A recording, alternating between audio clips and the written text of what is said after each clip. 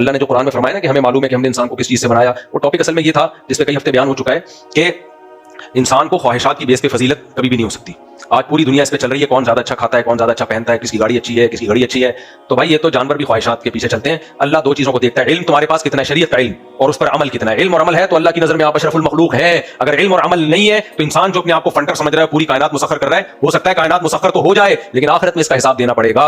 پوری کائنات آپ کے کنٹرول میں آ بھی جائے، آپ قرآن کیا کہتا ہے، ثم رددناہ اسفل سافلین. انسان یا تو فرشتوں سے بھی افضل ہوتا ہے یا جانوروں سے بھی بدتر ہوتا ہے. تو یہ اشرف المخلوقات ہمیشہ نہیں ہے، یہ جب ہے جب اس کا عمل اچھا ہو. عمل اچھا نہیں ہے تو ارذل اراذل ہے، یہ سب سے خنزیر سے بھی زیادہ بدتر ہے. پھر یہ قرآن کہہ رہا ہے اولئک کالانعام بل هم اضل، یہ چوپایوں کی طرح ہے، جانوروں کی طرح، بلکہ اس سے بھی بدتر ہے.